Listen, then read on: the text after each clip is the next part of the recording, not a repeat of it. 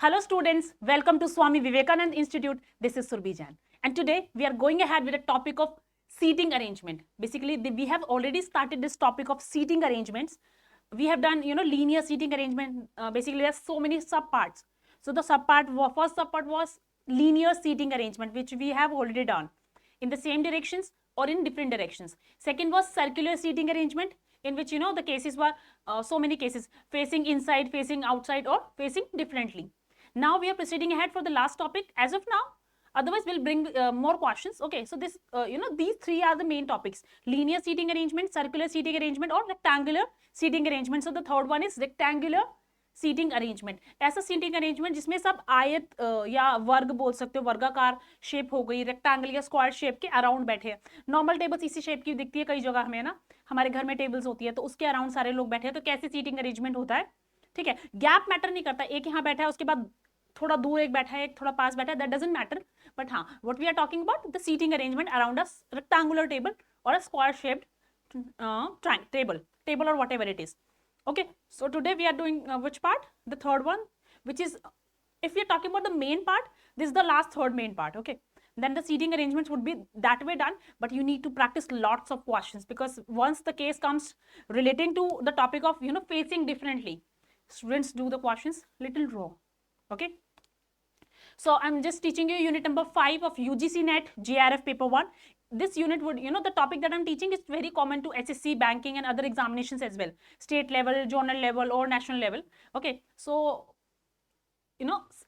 although I'm teaching it as to be a part of UGC NET or JRF paper 1, but it is actually useful for each and every student. Are you getting what I'm trying to say? So keep practicing more and more questions for the topic of seating arrangements. This for at least for the students who are having so many doubts. There are so many students who are having so many doubts in the questions of seating arrangement. So they need to just practice more and more questions. Once they are practicing more and more questions, they will definitely be good at this topic. Okay, so we are studying unit number 5 of UGC NET JRF paper 1. Okay, mathematical reasoning and aptitude, गणितीय तर्क एवं योग्यता. Quantitative aptitude मैंने बताया topic है, mathematics बोल रहा हूँ, ये सारे उसी के पार्ट है. यहाँ पे नेमिंग चाहे कोई भी है, टॉपिक मस्ट बी सिमिलर. इनके the topics are similar, we will study the same topic. Okay, so I've already told you the linear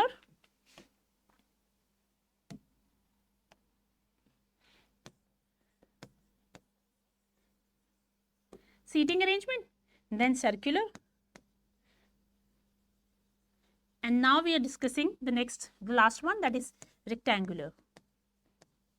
And there can be so many comprehensive cases after this.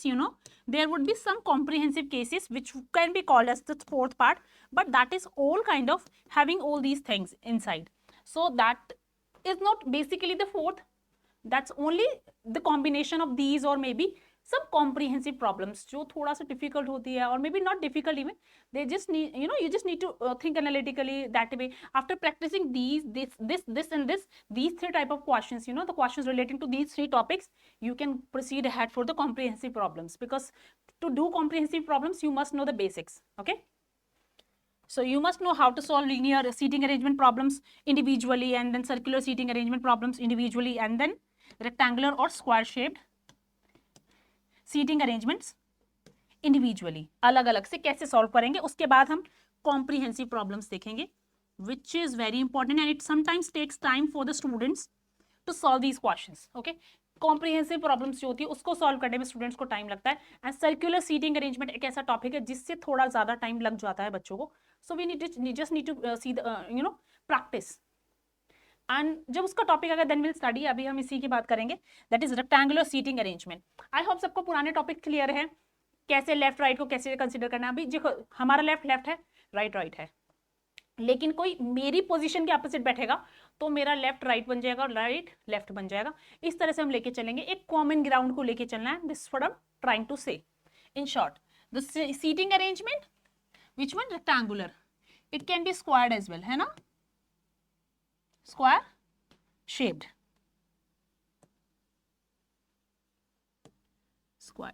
it could be square shaped as well. So square shape में ऐसे दिखेगा, somewhat like this, and rectangular में थोड़ा ऐसे दिख सकता है. So ठीक है, यहाँ लोग बैठे हैं ऐसे ऐसे जैसे भी. समटाइम्स कॉर्नर्स पे भी बिठा देते हैं. नॉर्मली हम लोग कॉर्नर्स पे नहीं बैठते, in case we are going to a restaurant और समथिंग, हम कॉर्नर्स पे सिट नहीं करते हैं. तो ठीक है, वो सीटिंग अरेंजमेंट है, वो कैसे बैठ रहे हैं that's their choice, not hours, है ना। सो क्वेश्चन में जैसे देंगे उसके अकॉर्डिंग हम क्वेश्चन करेंगे। इसके सारे basics will match to that of circular seating arrangement. जैसे ये स्क्वाड दिख रहा है, जैसे ये सर्कुलर में चलता था ना ऐसे ऐसे, उसी तरह से हम लेके चलेंगे। राइट जा रहा है तो ऐसे प्रॉपर जाएगा, जैसे राइट की बात कर रही हूँ मैं, है ना। यहाँ पे मैंने एक पर्सन बैठा आर, है ना। I will just tell you properly rather than this way.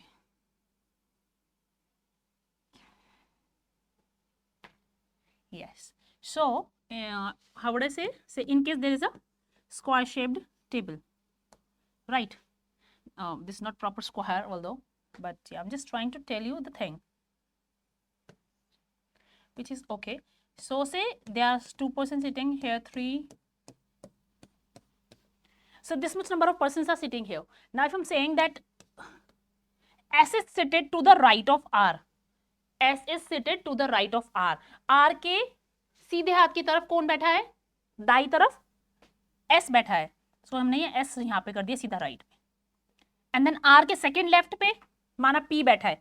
So second left 1 2 ऐसे P लेफ्ट में जाएंगे, और जैसे ऊपर ऊपर जाएंगे तो लेफ्ट ऐसे ऐसे इधर ही चलता रहेगा, ऐसे मतलब टूवर्ड्स इधर हो जाएगा। फिर आप समझ रहे हैं। एक छोटी सी चीज और देखिए, जैसे कोई भी शेप की अगर हम बात करते हैं, इनकेस मैं स्क्वायर की ही बात करती हूँ, ठीक है। सो अगर यहाँ पे बोलते हैं तो यहाँ लेफ्ट दिख रहा है, यहाँ राइट दिख रहा है ना। This is left, this is right.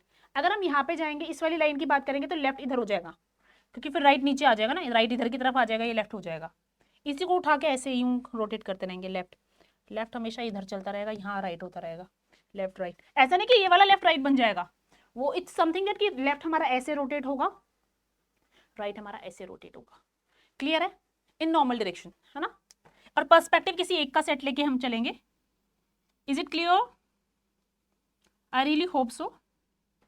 Moving forward, so I told you this case. Now in case in सबकी फेसिंग इनवर्ड्स थी, नाउ इस पर्सन की फेसिंग आउटवर्ड है, और मे बी से पी की भी फेसिंग आउटवर्ड है। This is not,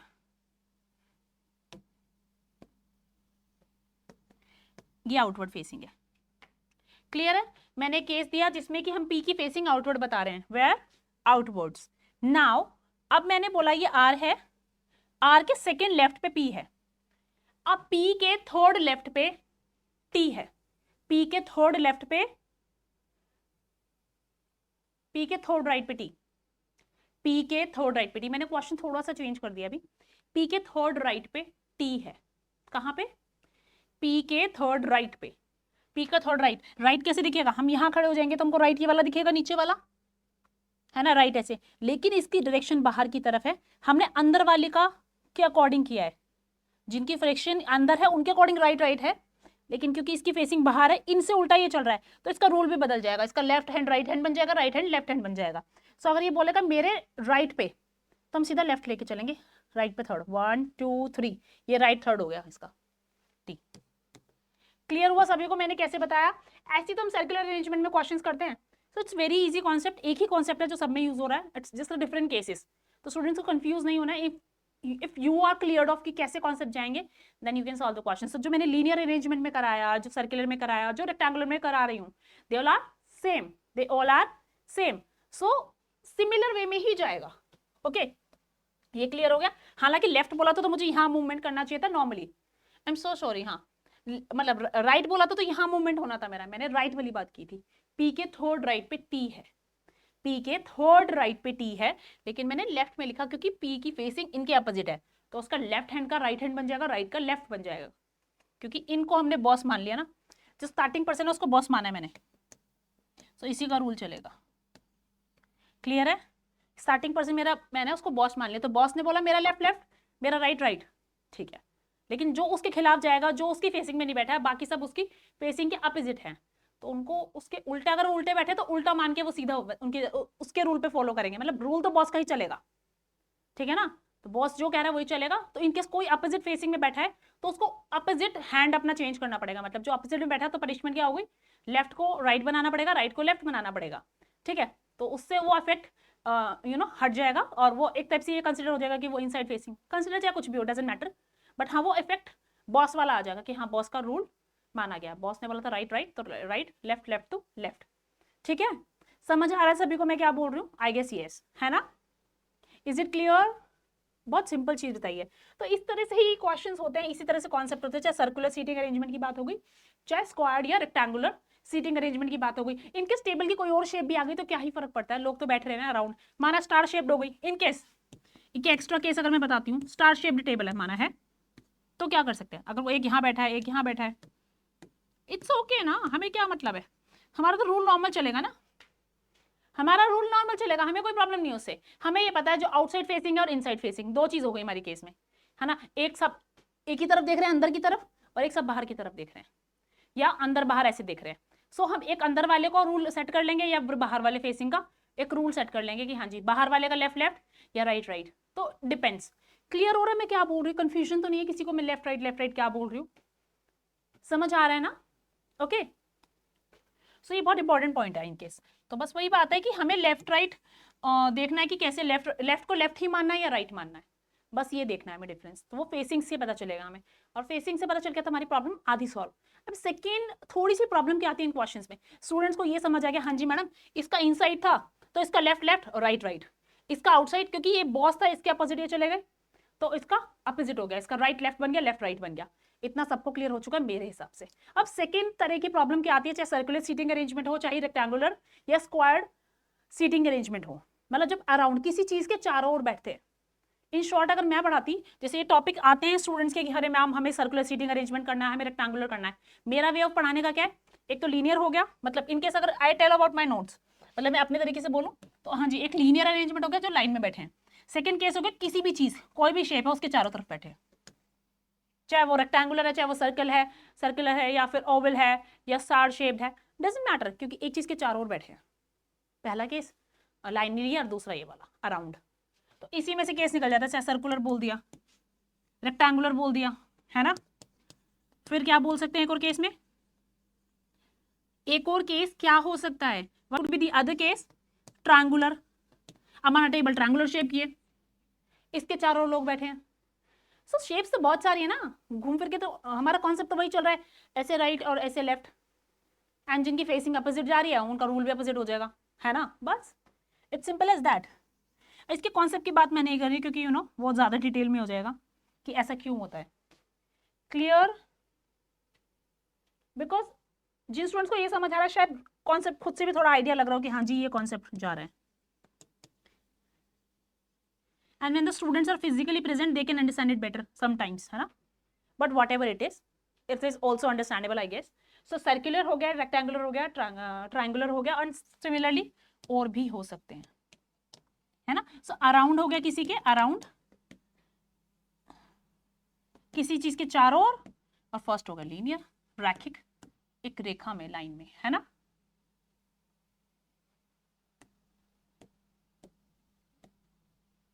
clear? So it's actually very easy thing to say. So इसका पहला पॉइंट सबको आई गेस क्लियर हो गया है। मैंने क्या बताया कि लेफ्ट को लेफ्ट और राइट को राइट मानेंगे, लेकिन कुछ कुछ सिचुएशन में उसको उल्टा मानेंगे। उस केस में मानेंगे जब किसी की फेसिंग अपोजिट जा रही है, जिस माना मेरे अकॉर्डिंग मेरी फेसिंग आपकी तरफ है तो मेरा लेफ्ट और मेरा राइट राइट है, लेकिन आपकी फेसिंग मेरी तरफ है तो आप में से अपोजिट फेसिंग हो गए। आप थोड़ी ना इधर देख रहे हो, बैक थोड़ी ना स्क्रीन की तरफ, मेरी बैक है स्क्रीन की तरफ।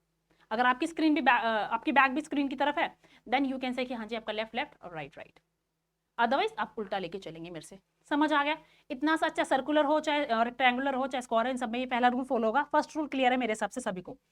So moving forward for the second rule, second rule would say, मैं इसमें सर्कुलर भी थोड़ा सा और एक ऐड ऑन करके बता रही, थोड़ा रिलेट करके बता रही ताकि आपको ज्यादा चीजें लर्न ना करनी पड़े, सारी चीजें आपस में इंटर रिलेट करेंगी, so you can you know better be able to solve the questions easily. फिर आप फंसेंगे नहीं, अरे ये तो रेक्टेंगुलर का है, अच्छा स्क्वायर का क्या था, याद करता हूँ, वो नहीं करने की जरूरत पड़ेगी, है ना?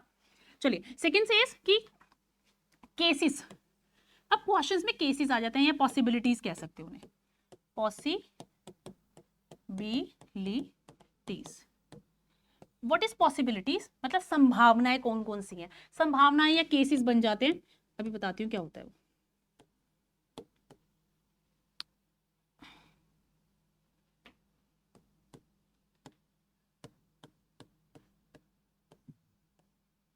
हाँ जी, सो क्या क्या केसेस बनते हैं। एग्जाम्पल के लिए मैं इस अरेंजमेंट की बात कर रही हूँ जो रेक्टेंगुलर या स्क्वायर शेप का है। इसमें लोगों की सीटिंग है, ऐसे इतने लोग बैठे हैं ऐसे इस तरह से, ठीक है।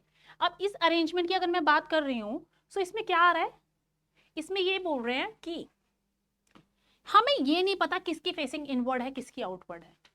पहला केस सीधा क्वेश्चन बोल दिया, dash number of people are seated 4, 6, 8 और 3 11। यहाँ पे 11 पीपल आर सीटेड, 11 लोग बैठे हैं, है ना। थोड़ा और क्लियर करके बताते ताकि आपको इजीली समझ आए, है ना। तो इतना समझ आ गया, क्वेश्चन में बोल दिया सीधा कि 11 लोग बैठे हैं अराउंड द टेबल। से टेबल हो गई 1 2 3 4, ऐसे 11 लोग बैठे बैठे। अब क्या बोला उन्होंने, हमें किसी की पोजीशन नहीं पता। T is to the right of S, S के राइट में T है, तो S की कोई भी एक पोजीशन ले ली, मुझे नहीं पता S की पोजीशन कहाँ है। क्वेश्चंस में बच्चे क्या करते हैं, क्वेश्चन प्रैक्टिस कर रहे हैं, उसका सोल्यूशन दिखता है, इसकी S की पोजीशन तो यहाँ दिखा रहे हैं, मैंने तो यहाँ ले ली। स्टूडेंट्स थिंक कि मेरी S की पोजीशन मैंने यहाँ ली, यहाँ दिखा रहे हैं आंसर में, मैंने यहाँ ली। वो नहीं सोचना है आपको, जो स्टार्टिंग पॉइंट है वो तो कैसे भी ले सकते हैं ना। अगर कॉर्नर बोला तो बात अलग है, अदरवाइज हम नॉर्मली लेंगे। इनकेस हो सकता है मेरा ये वाला पर्सन जो है एक पर्सन को हटा देती हूँ यहाँ से, एक सेकेंड, एक पर्सन मेरा कॉर्नर पे बैठा है, मैंने मान लिया, ऐसे बताया मुझे आप कि 1 person is seated at a corner, मैंने कॉर्नर पे बंदा बिठा दिया। अब क्या बोल रहे हैं मुझे कि T is seated to the right of S, S के दाई तरफ राइट हैंड पे T की पोजीशन है, तो मुझे S की पोजीशन नहीं पता, मैं कोई भी S की ले ली, दिस इज S माना। इसके राइट में T, राइट कैसे जाएगा, अगर मैं यहाँ ऐसे खड़ी हो जाऊँ तो इसके राइट में क्या आएगा, ये वाला राइट, तो ये हमारा T हो गया। क्लियर है, ये क्या हो गया हमारा, ये T की पोजीशन आ गई। अभी मुझे नहीं पता इसकी फेसिंग इनवर्ड है या आउटवर्ड है, पर जो इसकी फेसिंग है ये मेरा बॉस बन चुका है, this person is my boss. मैंने इसके अकॉर्डिंग रूल चलाया तो बाकी सबका रूल भी इसके अकॉर्डिंग चलेगा। समझ आ गया। अभी फिलहाल लेके चलेंगे, फिर क्वेश्चन की इन्फॉर्मेशन पढ़ते पढ़ते हम प्लॉटिंग करेंगे, इसके लेफ्ट ये, इसके राइट ये, उसके लेफ्ट ये, इसके राइट ये, ऐसे को प्लॉट करेंगे। लेकिन प्रॉब्लम क्या होती है, कई बार हमें ये नहीं पता होता, बोल रहे टी के सेकेंड राइट पे, टी के सेकेंड राइट पे पी है, टी के सेकेंड राइट पे पी है, नॉर्मली तो ऐसे दिख रहा है, लेकिन ये नहीं पता ना, बॉस तो ये था ना, क्या पता इसकी फेसिंग माना इनसाइड थी, क्या पता इसकी फेसिंग आउटसाइड हो, और क्या पता इनसाइड भी हो, हमें क्लियर नहीं है ना। जब हमें क्लियर नहीं है तो हम क्लियरली आंसर प्लॉट नहीं कर पाएंगे, तो उस केस में हमें क्या करना होगा, उस केस में हमें क्या करना होगा कि इसकी इनसाइड फेसिंग है, तो अब सेकंड राइट पे पी बोला है, इसका नॉर्मल सेकंड राइट देखते हैं पहले कौन सा है, 1 2, तो एक पी यहाँ पे हो सकता है और दूसरा पी कहाँ हो सकता है, क्या पता ये इस बॉस के अपोजिट बैठा हो टी, तो फिर राइट का लेफ्ट बन जाता है, सो 1 2 पी यहाँ पे भी हो सकता है। ये दोनों पॉसिबिलिटी लेनी पड़ेगी हमें, फिर हम आगे क्वेश्चन और पढ़ते जाएंगे, फिर एक एक करके ऑप्शंस एलिमिनेट होंगे हमारे। चीज समझ आई, तो ये सेकंड चीज है, यही सबसे ज्यादा ट्रिकी लगती है स्टूडेंट्स को, उन्हें समझ नहीं आ रहा है, हम तो ठीक से जा रहे थे लेकिन गड़बड़ कहाँ हुई, तो यही प्रॉब्लम है, यही मतलब this is the main core of, कहते हैं किसी टॉपिक का जो सबसे समझने वाला पार्ट है, जिसमें सबसे ज्यादा दिमाग लगाना है आपने, तिगड़म कहते हैं कई बार वर्ड्स, है ना, दैट्स टिपिकल हिंदी वर्ड और व्हाटएवर। सो उसमें क्या करना है, उसमें यही है कि आपको ये समझना है कि कौन सी पोजीशन पे कहाँ जाएगा। मेरे को पोजीशन नहीं पता टी की फेसिंग, लेकिन ये पता ये बॉस था, तो मैं दोनों ही लेके चलूंगी। ऐसा नहीं कि मैडम हमें फेसिंग नहीं पता, वी विल इग्नोर और विल अज्यूम कि सब अंदर की तरफ है, नहीं, क्योंकि क्वेश्चन में कुछ ना कुछ शायद अंदर दिया हो, और इनके पूरे क्वेश्चन में कहीं फेसिंग मैटर नहीं दी तो हम नॉर्मल भी ले सकते हैं, नॉर्मल ले सकते हैं, लेकिन वैसे नहीं ले सकते अदरवाइज। समझ आ रहा है। सो नॉर्मली क्वेश्चन में फेसिंग मैटर दी होती है तो उसमें प्रॉब्लम आती है। सो मैंने दोनों पॉसिबिलिटीज ले ली, राइट बोला राइट में लिख लिया, लेकिन अगर इसकी फेसिंग एस बॉस के अपोजिट हुई, अगर बॉस के अपोजिट हुई तो राइट का लेफ्ट बनेगा, इसलिए मैंने दोनों तरफ पी लिख लिया कि हाँ जी पी यहाँ आ सकता है, नहीं तो यहाँ, इसके अलावा कोई पोजीशन पे नहीं आ सकता। सिमिलरली फिर और केसेस बताएंगे, ऐसे ऐसे करके हम सबकी प्लॉटिंग करते जाएंगे और जितनी जितनी पॉसिबिलिटीज हैं वो सारी लेती जाएंगे, तो संभावनाएं जितनी भी होगी वो सारी हम लेंगे और कुछ ना कुछ कैंसिल होती जाएंगी कई बार, क्योंकि एक ऐसे बोल दिया कि यू नो टी, अब एस के लेफ्ट पे बोल देंगे, माना आगे बोल दिया एस के लेफ्ट पे आर है, इन्होंने बोल दिया नेक्स्ट स्टेटमेंट में, अभी इतनी स्टेटमेंट का पहले प्लॉटिंग कर दी, एस के लेफ्ट में आर है, एस तो बॉस था तो इसके लेफ्ट में आर, इसका मतलब पी की ये सही पोजीशन है, यहाँ पे आर ही है। क्लियर हुआ, तो पी की एक पोजीशन अपने आप कट हो गई, पी की जो पोजीशन थी ये कट हो गई, हम इसे ऐसे कट कर देंगे और वी विल से कि हाँ जी पी की वो फाइनल होगी, आर की ये फाइनल होगी, इसका मतलब इसकी फेसिंग भी बॉस के जैसी है, तभी तो वो राइट में सेट बैठा। समझ आया। सो बॉस जैसी इसकी फेसिंग रखती है हमने, क्योंकि हमें कंक्लूजन निकला ना भाई, राइट का मतलब राइट निकला, इसका मतलब ये बॉस को फॉलो कर रहा है, पर बॉस यही रहेगा। हाँ ये भी बॉस की कैटेगरी का हो गया, तो इसको भी बॉस कह सकते हैं एक टाइप से, कि ये दोनों बॉस ही होगा एक टाइप से, they are having the same rule. Clear है? No doubt. सो हमारा कॉमन रूल हो गया, जो इनसाइड फेसिंग है उसका left left right right, and बाकी सबका अलग से। क्लियर है? और इनकेस ऐसा ही हुआ कि क्वेश्चन में ये दे दिया कि इसका फेसिंग आउटसाइड है, सो हम क्या करेंगे, हम टी का भी फेसिंग आउटसाइड मान लेंगे, टी का फेसिंग भी आउटसाइड मान लेंगे, और फिर ये मान के चलेंगे कि जिनका आउटसाइड फेसिंग है उसका राइट राइट लेफ्ट लेफ्ट, और जो इनके अपोजिट जा रहे हैं मतलब जिनकी इनसाइड फेसिंग है उनका लेफ्ट का राइट हो जाएगा, राइट का लेफ्ट हो जाएगा। ये स्टेटमेंट सुनी सबने मैंने क्या बोला अभी? क्योंकि ये बॉस था, बॉस आउटसाइड फेसिंग करके बैठा है तो इसका लेफ्ट लेफ्ट और राइट राइट, तो जो इनसाइड फेसिंग है उनका राइट लेफ्ट बन जाएगा और लेफ्ट राइट बन जाएगा। Is it clear? I hope it's clear. Okay, so ये इस तरह से क्वेश्चन होंगे। तो ये संभावनाएं मैंने अभी सिर्फ एक संभावना बताई है, जैसे पी की आई, फिर वो किसी वजह से एलिमिनेट हो गई, हट गई। तो इस तरह के क्वेश्चन आएंगे। क्वेश्चन कई बार बहुत लेंथी होता है, मतलब you know it's very lengthy to read that whole, उसकी प्लॉटिंग करना, उसके केसेस वगैरह देख देख के। सो वो प्रैक्टिस से ही आएगा। That would only be there in your minds with practice only. मैं कोई ऐसी ट्रिक आपके माइंड में नहीं डाल सकती। हाँ, this kind of a trick और thing that you need to consider. उसके बाद आप क्वेश्चन प्रैक्टिस कीजिए, थोड़ा टाइम लगेगा, एक दो क्वेश्चन सॉल्व होंगे, एक दो बार शायद ना भी हो, but you need to just keep on practicing. कोई डाउट हो, you can bring out the questions and then I can help you for those questions. Otherwise मैंने पॉसिबिलिटी का केस समझा दिया, तो these two are the cases. चाहिए मैंने आपको स्क्वायर या रेक्टेंगुलर शेप के अकॉर्डिंग बताया, लेकिन अगर सर्कुलर शेप भी होगी, सर्कुलर सीटिंग अरेंजमेंट होगा, तो उसमें भी ये रूल संभावना में वाला आएगा।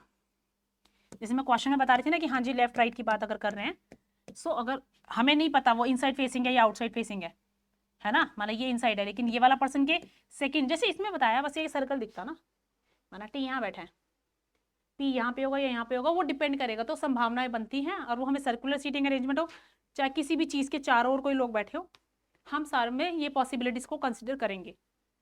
ठीक है, पर वो क्वेश्चन में दिया होगा उसके अकॉर्डिंग डिपेंड करता है। You need to read out the questions. हम क्वेश्चन में फेसिंग्स की बात करेंगे तो आएगा वो चीज़, और डिफरेंटली फेसिंग बोलेंगे। इनके स्टार्टिंग में बोल दिया they are facing towards the same direction, कोई टेंशन ही नहीं है। इनसाइड फेसिंग या आउटसाइड फेसिंग या सेम फेसिंग, कोई प्रॉब्लम नहीं, लेफ्ट को लेफ्ट राइट को राइट लेके फटाफट प्लॉटिंग कर दो, your question is done. Is it clear? ये प्रॉब्लम कहाँ आएगी, ये प्रॉब्लम या ये सिचुएशन तब आएगी जब फेसिंग डिफरेंटली है, चाहे सर्कुलर में, चाहे रेक्टेंगुलर, चाहे स्क्वायर में, अराउंड किसी चीज़ के लोग बैठे हैं, तो ये पॉसिबिलिटी आएगी। सो एक कॉम्प्रिहेंसिव केस में भी ये सारा केसेस, मतलब कॉम्प्रिहेंसिव टॉपिक जो होते हैं उसमें यही चीज़ें अप्लाई होंगी, केसेस आएंगे और आपको सॉल्व करने होंगे। समझ आया? This is the main thing. हाँ, समटाइम्स पैरेलल लाइंस वाला भी आता है, will come to those topics, but these are the main topics. Okay, उसको भी करेंगे once there is a requirement, but first पहले इसको समझ लीजिए। Is it all clear? Is it all clear to you all students? मेरे हिसाब से ये कॉन्सेप्ट समझ आ गया एटलीस्ट, है ना। एक क्वेश्चन को लेके देखते हैं, फिर करके देखते हैं, और क्वेश्चन में आपको देखने की कोशिश करनी है कि हाँ जी ये चीज़ यूज हो भी रही है या नहीं, है ना। सो एक बार फटाफट से क्विक रिवीजन करें। मैंने बताया लीनियर, सर्कुलर, रेक्टेंगुलर, ये सब केसेस होते हैं, है ना। लीनियर का कर चुके हैं, सर्कुलर का कर चुके हैं, रेक्टेंगुलर का हम कर रहे हैं। इन दोनों के रूल्स काफी तक सिमिलर दिखते हैं, बस शेप देखने में डिफरेंट है, अदरवाइज सिमिलर सही कॉन्सेप्ट यूज होंगे, है ना। फिर बाकी मैंने शेप बताया, चाहे स्टार शेप हो चाहे कोई हो, रूल उसी तरह से चलेगा। पहला रूल मैंने आपको बता दिया लेफ्ट का राइट और राइट का लेफ्ट कैसे होगा, और या नॉर्मल कब होगा, और सेकंड केस में बताया पॉसिबिलिटीज जो होंगी सारी हमें लेके चलनी है। इज इट ऑल क्लियर कि सबको हमको सारी पॉसिबिलिटीज लेके चलनी है? आई होप ये दोनों रूल्स क्लियर हैं। अब ये हो गए तो उसके बाद क्वेश्चन हो जाएंगे, है ना। ठीक है, अब एक छोटी सी चीज और बता रही हूँ मैं, हालांकि वो कुछ ऐसा है नहीं, but in case sometimes useful. Third, जो कि केस बेस कुछ नहीं है, इनकेस मैंने स्क्वायर और सर्कुलर में थोड़ा डिफरेंस क्या आ जाता है कई बार, कि कई लोग कॉर्नर्स पे बैठे होते हैं और क्वेश्चन में बोल देते हैं the person who are seated at the corners are outside facing या इनसाइड फेसिंग। अगर वो ऐसा कुछ बोल देते हैं the person who are seated at the corners, जो लोग कॉर्नर्स पे बैठे हैं उनकी फेसिंग आउटसाइड है।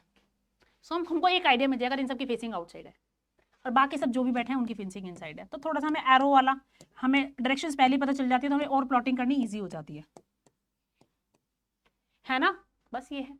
और सर्कुलर में भी क्या पता वो कुछ दे दे हेल्प, कि the persons 8 persons are seated, मैंने बोल रहे 8 persons are seated, 4 and 4 I think this is, हाँ 4 and 4 8 persons are seated around a circular table.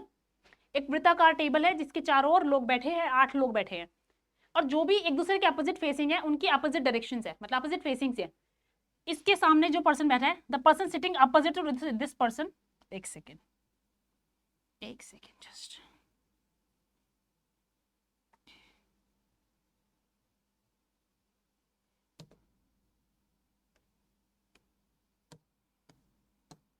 इसमें भी हो सकता है, जो इस पर्सन के अपोजिट बैठा है उसकी फेसिंग भी अपोजिट है, तो इसकी फेसिंग इनसाइड है तो इसकी आउटसाइड हो जाएगी, इसकी आउटसाइड है तो इसकी इनसाइड हो जाएगी।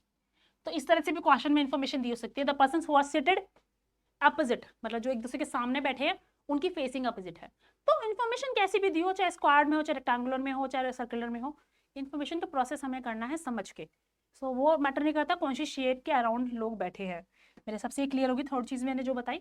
तो कई बार बच्चे कहते हैं मैडम ये वाला केस आता है, तो ये केस में भी मैंने बता दिया। हाँ जी, ये तो क्वेश्चन पे डिपेंड करता है ना। अगर इन्फॉर्मेशन सर्कुलर वाले केस में भी ऐसी दी होगी तो हम वैसे भी ले लेंगे, उसका कोई इशू नहीं है ना।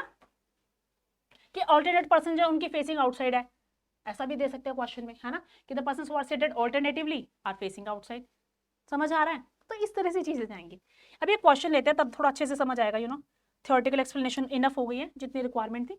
Now we are looking at for a question. The question says 8 girls, ये अपोस्ट्रोफी नहीं है, इट्स GI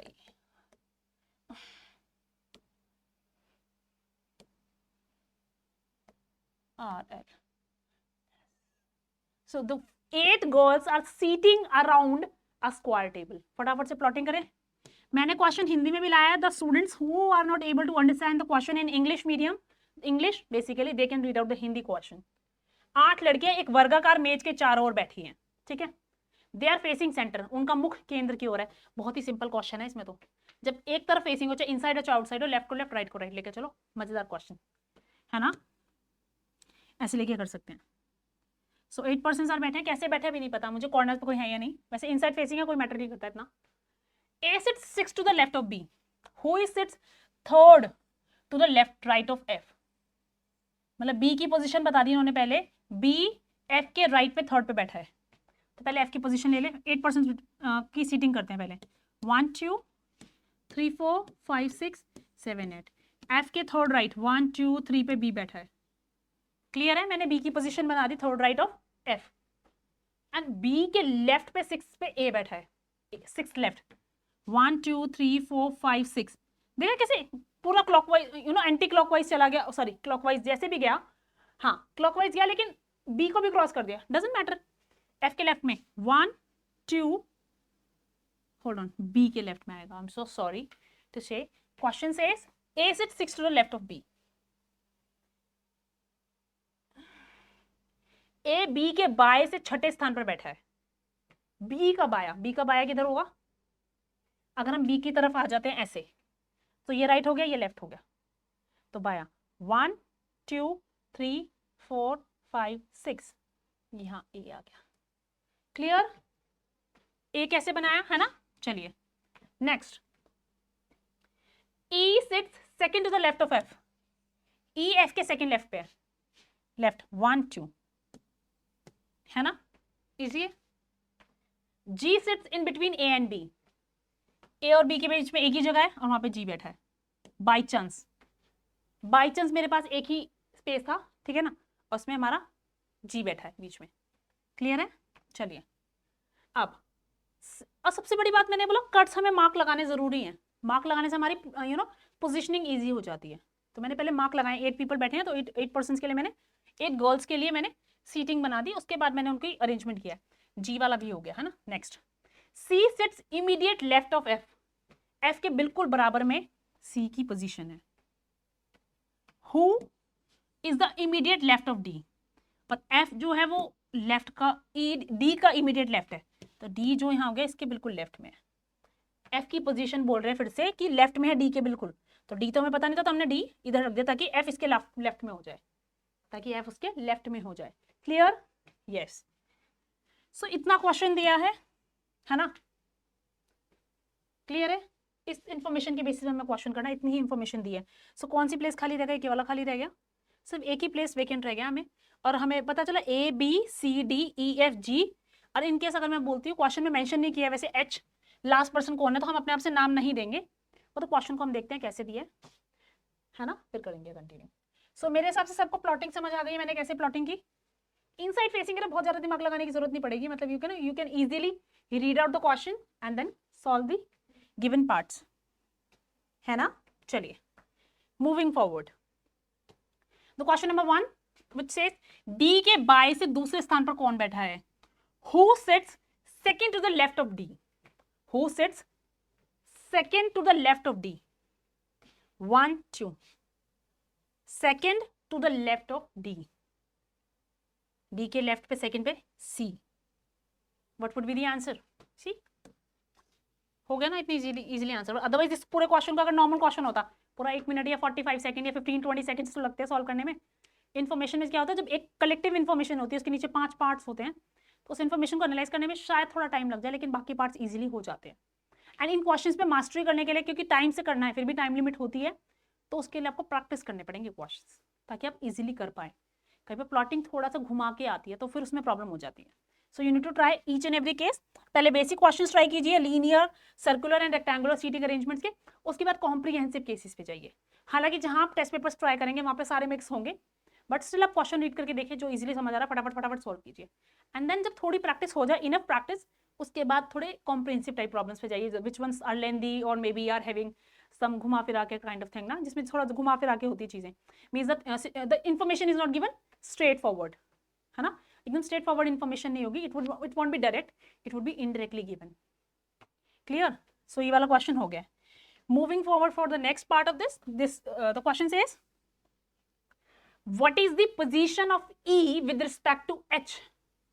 H के संदर्भ में E का स्थान क्या है? मैंने बताया था ना संदर्भ वर्ड कि H के what is the position of E with respect to H.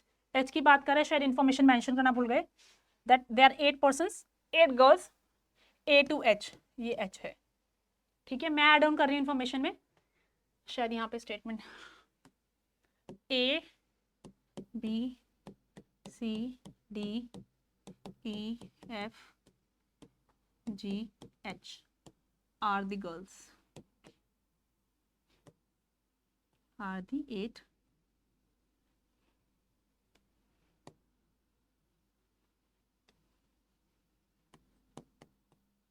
girls.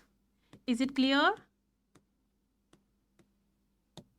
So H की पोजीशन पता चल गई. तो क्या क्वेश्चन में पूछा था, फिर से रीड कर लेते हैं एक बार. What is the position of E with respect to H? H के रिस्पेक्ट में E की पोजीशन क्या है? तो H के देखेंगे E किधर है, एक तो लेफ्ट से भी एक राइट से भी अप्रोच. हम देखते हैं हमें क्वेश्चन में क्या दिया है. लेफ्ट लेफ्ट राइट राइट सभी बात किया, लेफ्ट राइट दोनों ऑप्शंस हैं, हम दोनों फटाफट से एनालाइज करते हैं. 1 2 3 4, फोर्थ लेफ्ट, 1 2 3 4, फोर्थ राइट, दोनों से सेम आ रहा है. Fourth to the right, left वाला ऑप्शन नहीं दिया तो how could we do. So ये वाला ऑप्शन हमारा मैच कर रहा है, तो we say fourth to the right of, fourth to the right. Very simple, क्योंकि ऑफ लिखने की जरूरत नहीं, क्वेश्चन में बाकी सब मेंशन है. चलिए moving forward for the third part, third question of that particular information. What is G's position with respect to C? What is G's position with respect to C? ये ऑप्शन में भी है I guess. हाँ एक ही option है, इसका मतलब 5. ठीक है देख लेंगे. G's position with respect to C. First we will analyze G's position with respect to C. G की पोजीशन C के रिस्पेक्ट में 1 2 3, थर्ड राइट दिख रही है राइट में, और लेफ्ट में 1 2 3 4, 1 2 3 4 5, मैंने कहा 5 ही होना चाहिए. ठीक है, तो देखते हैं राइट के अकॉर्डिंग आंसर है या लेफ्ट के अकॉर्डिंग. राइट के अकॉर्डिंग थर्ड है, थर्ड टू द राइट, ये रहा है ना. ये 5 ऑप्शन है इसका मतलब इसमें, क्योंकि फिफ्थ वाला तो कोई ऑप्शन ही नहीं आ रहा है. Second second fourth third third, तो third to the right, this is the correct answer maybe. हाँ ठीक है. Is it clear? This is the answer. ये ऑप्शन में बाई चांस लिखा नहीं गया है, but this is the answer. Okay चलिए. And I am so sorry, मेरे को लग रहा है मैंने कुछ गलत बोल दिया. एक सेकेंड होल्ड ऑन. राइट क्यों बोल रही हूँ मैं? हम ऐसे खड़े होंगे, सी की पोजीशन ऐसे है ना, 1 2 3, थर्ड टू द लेफ्ट है ना, राइट कहाँ से हो गया? मेरे को क्वेश्चन मिस्टेक टाइपिंग मुश्किल ही होता है वैसे, ये नहीं है. This is not, this is again the misprint I guess. Third to the left is the correct answer. Okay third to the left. मैंने सी की पोजीशन पे खुद चली गई, फिर मैंने चेक किया मेरे लेफ्ट पे. हाँ जी ठीक है. ऐसे moving forward, who sits in between E and D, E और डी के बीच में कौन बैठा है? मैंने 5 ऑप्शन दिए हैं, अच्छे से एनालाइज करें। ई और डी के बीच में कौन कौन बैठा है?